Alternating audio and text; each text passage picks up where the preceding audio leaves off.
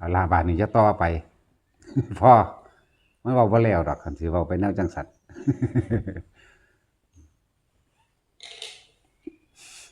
พูดสิพูดถึงอันนักปฏิบัติธรรมบัดนี้ถ้าตัดกายได้แล้วสังเกตความรู้สึกคือเวทนาจิตเป็นผู้แยกแยะสิรู้ความจริงของตนหรือว่ารู้ความจริงในความปล่อยว่างหรือบ่ปล่อยว่างตอนแรกเฮาปฏิบัติอยู่ของเฮาอาศัยความเงียบความสงบหรือว่าการทำความเข้าใจในเนื้อหาของตนเองกายเวทนาจิตลงมาที่นี่อยากรู้ว่าเจ้าของละได้หรือบ่ได้เร็วหรือบ่เร็วนั้นอาศัยการกระทบเวลาเฮาแสดงธรรมหรือว่าการแสดงความคิดเห็นแลกประสบการณ์ซึ่งกันและกันถ้าขณะใดที่เฮามีความรู้สึกขุ่นมัวอยู่นิดนึงในความผิดในความถูกในความพอใจหรือบ่พอใจก็ตามนั่นแสดงว่าอัตตาตัวตนมันยังสิมีต่อไปมันลืมถ้าจิตตัดสิขาดให้มันขาดให้มันต้องรู้เท่าทันอารมณ์ในปัจจุบันนี้บ่แม่นไปรู้เท่าทันอารมณ์ในอนาคตที่เฮาข้ามไปนี่กูบ่เกิดอีกละกูบ่เอาอีกละคือใช้คำใดโอ้ยบ่เกิดบ่เอาอันนั้นแค่คำเว้าเนาะความจริงมันต้องรู้ท่านในปัจจุบันณขณะนี้เลยถ้าขณะนี้บ่ว่างใดเหตุจังใดมันสิไปพุ่นใดมันก็ไปเกิดคือเก่าจ้ะนั่นแหละหลายๆอย่างที่มันซ่อนเร้นอยู่ในหันบางที่เฮาแสดงธรรมการแสดงธรรมก็คือการแสดงความคิดเห็นแต่ละแขนงและเนื้อหยักต่างๆบางที่เฮาก็ยกอ้างพระไตรปิฎกยกอ้างตำราทั้งที่มีที่มาและบ่มีที่มาหรือยกอ้างอาจารย์ตำราและอาจารย์หรือบางครั้งเฮาก็อาศัยประสบการณ์ของเจ้าของออกมาแสดงจังซี่ถ้าผู้ฟังผู้รับหรือผู้แสดงพร้อมยังมีความรู้สึกผิดรู้สึกถูกหรือไปตัดสินยืนยันบุคคลผู้นั้นผู้นี้ว่าผู้นั้นเว้าผิดว่าผู้นั้นเว้าถูกผู้นั้นยังถึงขนาดผู้นี้ยังถึงขั้นนี้จังซั่นจังซี่อยู่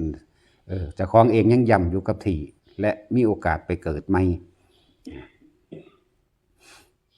อย่าคิดเอาซื่อๆได้ว่าบ่เกิดอีกแล้วบ่เกิดอีกแล้วแต่ว่าบ่ได้รู้สาเหตุแห่งความเกิดก็คือความคิดที่เกิดจากความรู้สึกที่เจ้าของกำลังเป็นอยู่นี่เองรับรู้สัมผัสอยู่ในขณะนี้นี่เอง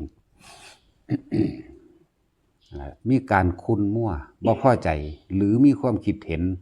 ในขณะที่แสดงธรรมอยู่หรือว่าในขณะที่คุยกันเรียกว่าคุยกันซะคุยกันนั่นนี่ยังมีความรู้สึกว่าผู้นี้เว้าผิดผู้นี้เว้าถูกอันนี้เว้าบ่จริงอันนี้เว้าแบบนั้นแบบนี้จังซี่อยู่ยังเกิดมันต้องว่างไปเบิดในความรู้สึกตัวนี้แต่ว่าการแสดง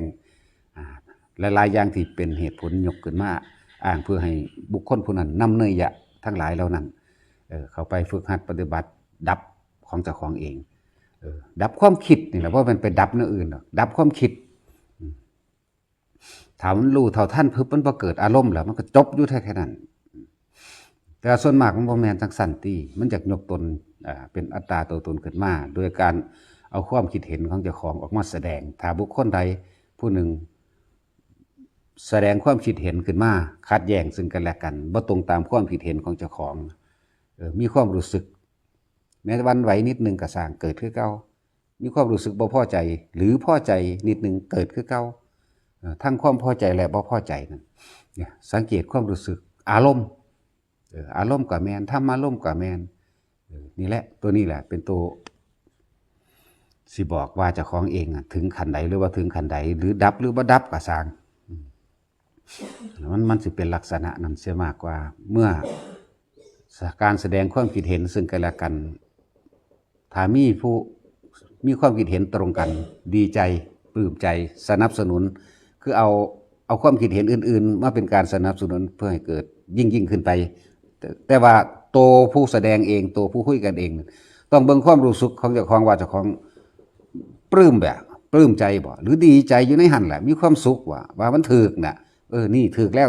นี่แต่ว่าผู้บ่มีความรู้สึกตัวนั้นเว้าไปโดยกิริยาทางกายซื่อๆแต่ว่าใจบ่เป็นเพื่อสนับสนุน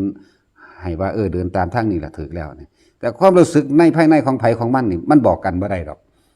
นี่แหละคือให้รู้ย้อนเข้ามาหาเจ้าของเองถึกแล้วนี่ถ้าว่าสมมุติคนที่ยังมีความรู้สึกที่บ่พอใจอยู่ได้บัดนี้มันสิแสดงความคิดเห็นออกมามันสิยกอ้างประสบการณ์ตัวเองออกมายืนยันมันสิยกอ้างตามราและอาจารย์นั่นแหละมันก็ร่วมกันอยู่ในหันทิฏฐุปาทานศีลวัตถุปาทานอัตตวัตถุปาทานกามุปาทานร่วมกันอยู่ในตัวเดียวนั่นเองยังมีคือเก่ายังเป็นสิไปเกิดข้างหน้าอยู่คือเก่านั่นแหละทั้งที่ปากบอกว่ากูบ่เกิดอีกแล้วกูบ่เอาอีกแล้วแล้วเป็นจังซั่นหลายคนที่เอาความเป็นอรหันต์ออกมาแสดงถ้ายังเป็นอยู่บ่มีทางอันนี้ก็แสดงความคิดเห็นซื่อกูเป็นอรหันต์กูเป็นอนาคามีกูเป็นสกิทาคามีกูเป็นโสดาบันมีทางกันแล้วกันแต่ยังเป็นอยู่นั่นมาถึงอารมณ์ความรู้สึกหนึ่ง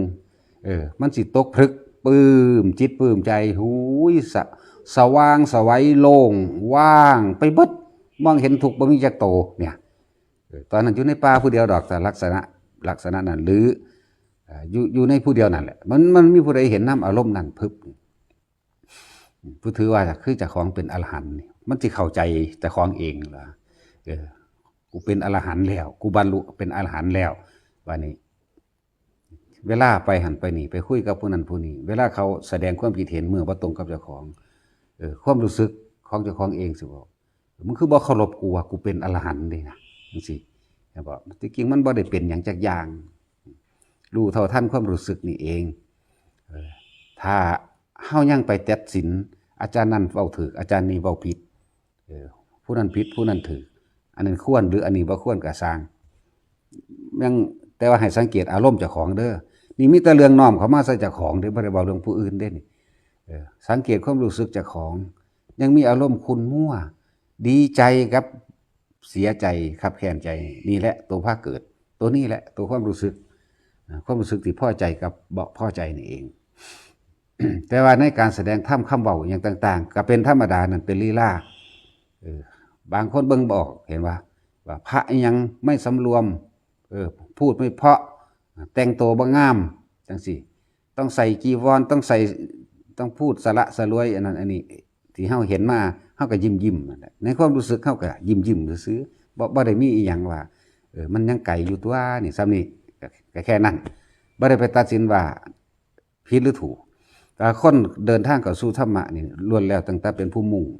หวังดีทั้งเบิดแต่ว่ามันหังมาฆ่าความคิดนี่ตัวมันฆ่าความคิดเห็นของเจ้าของเป็นใหญ่นั่นแหละตัวมันฆ่าตัวนี้ในผิดในถูกอันใดที่มันเป็นประโยชน์ต่อโลกนี่มันสิแนวได้กระสร้างเฮาดีไปนำโลดคำว่าดีบ่หยุดดีแล้วถูกแล้วนะเพราะว่าสิเป็นการไถ่ชีวิตโคกระบือปล่อยสัตว์ให้อาหารสัตว์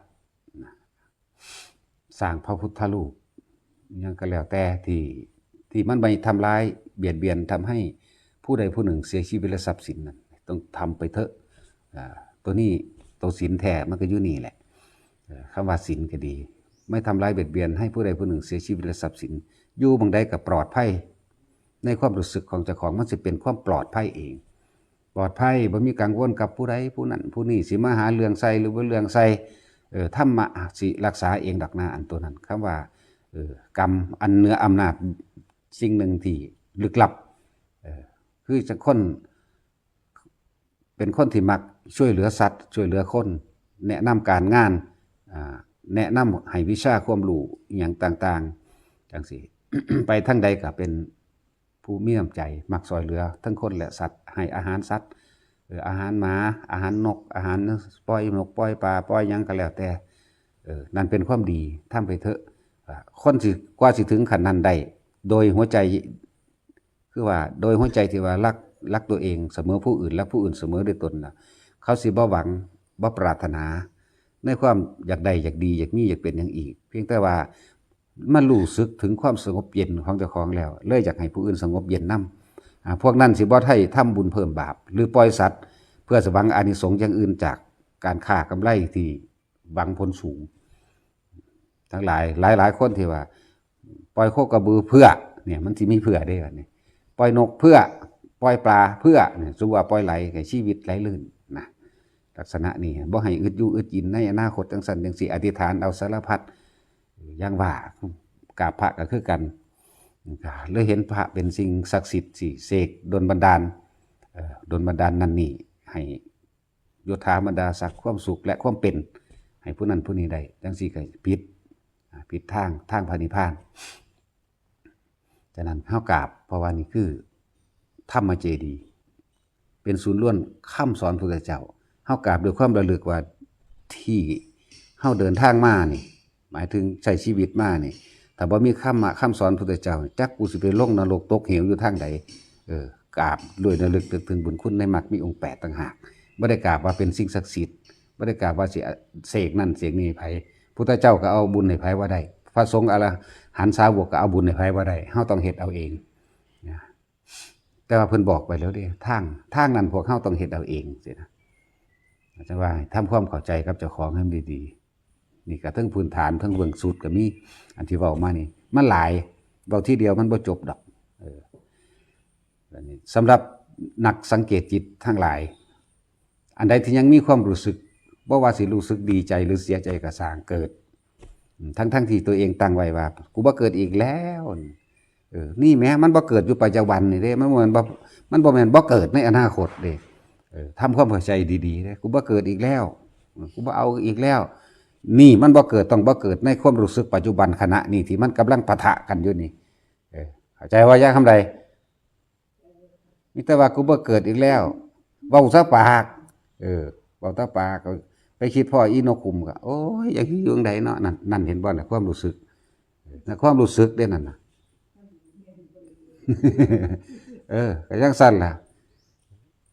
เวลาเขาเว้าถูกใจโอ้ยดีใจเด้เห็นบ่เอา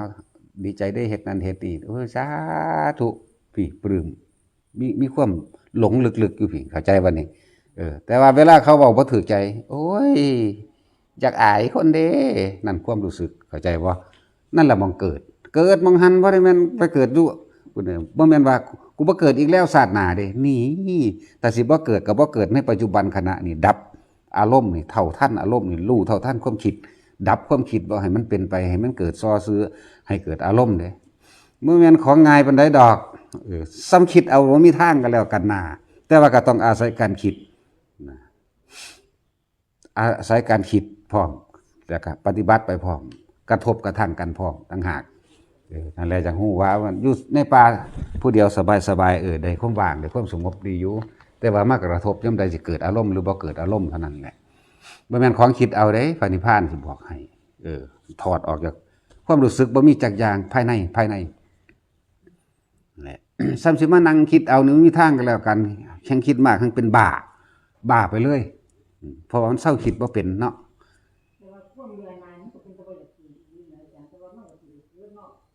เกิดตัวถ้าเจ้าบ่ทันในปัจจุบันความว่าความเบื่อหน่ายเจ้าคิดได้ตอนนี้คิดได้อยู่ว่ากูบ่เกิดนี่ตอนนี้แต่ว่าไปกระทบปั๊บเขาบอกว่าเข้าหูเขาว่าได้บัดนี้เนาะ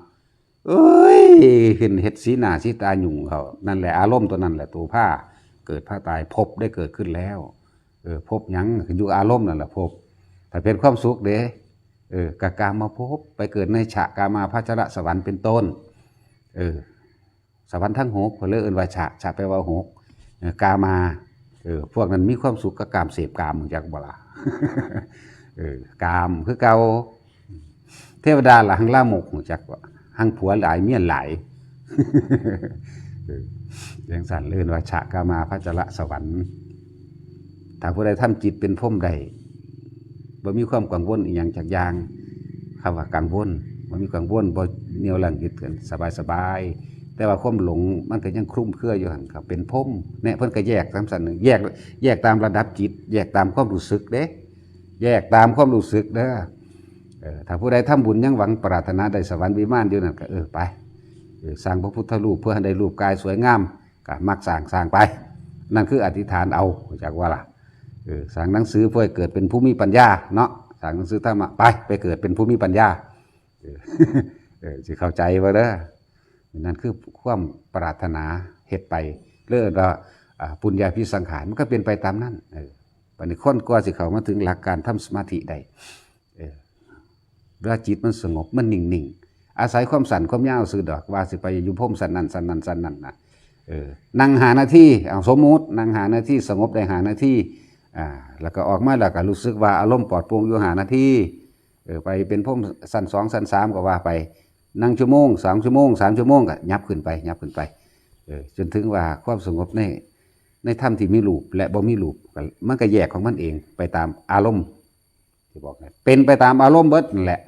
ว่าสิสวรรค์บ่ว่าสินรกกับอารมณ์ใดจะว่าศูนย์ขึ้นนั่นแหละนั่นเด่นนรกกับอารมณ์อยู่ทั้งกลางจอบแต่ถ้าจับผิดบ่สุอันเด้นั่นบ่ได้คิดสิจับถือไผเด้จอบแต่จับผิดทั้งสองล่ะนั่งนำกันนั่นแหละแต่เขาเว้านั่นผิดกูอยากอายคนเด้จักนั่นนี่เฮ็ดหยังว่าเด้อยากอายไปเฮ็ดหยังเนาะมันเป็นจังไดอยากอาย อัตตาตัวตนมันก็ยังมีอยู่ในหันน่ะพาไปเกิดตอนนี้เฮานั่งว่ากูบ่เกิดอีกแล้วเนาะแต่ว่ามีแนวเขาบอกกันเรื่องนั้นเรื่องนี้เกิดบ่พอใจนั่นล่ะเกิดในนรกเด้ถ้าเกิดบ่พอใจอยากว่าความรู้สึกที่บ่พอใจนรกง่ายๆความรู้สึกยังจากใดนั่นนี่เล่งเพ่งหาเอานั่นอันนี้นั่นเปรตจักว่าถึงสั้นถ้าดีใจปลื้มไปกับเขาเจ้าสร้างพระพุทธรูปเขาเจ้าสร้างวัดเขาเจ้าสร้างนั่นสร้างนี่คือเฮาไทยขี้ดินออกมาแล้วดีใจให้น้ำตาไหลนั่นวะไปสวรรค์นึงซ้ำมื้อนั้นจักว่าล่ะใบมือไม่มาเขาเว้าอีกแบบนึงโอ้กูอยากอายคนเท่นรกอยากว่านั้นมันอยู่ในความรู้สึกนี่ง่ายๆนี้มันอยู่กับเจ้าของนี่ได้ตอนนี้โอ้ยอันนั้นอันนี้นั่นแหละให้มันทันถ้าสิบ่เกิดต้องบ่เกิดปัจจุบันเด้บ่แม่นบ่เกิดในอนาคตเด้นี่บ่เกิดหยุดในปัจจุบันนี่เองคือเขาบอกแล้วว่าทุกคนเป็นโลกอุปทานเบิดนั่นแหละ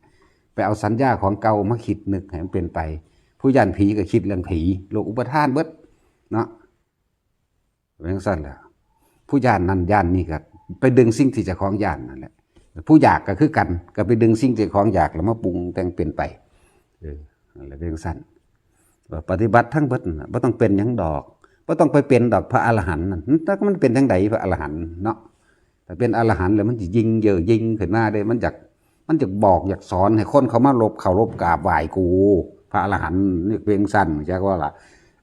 บ่ต้องไปเป็นหยังดีที่สุดเนาะพ่อ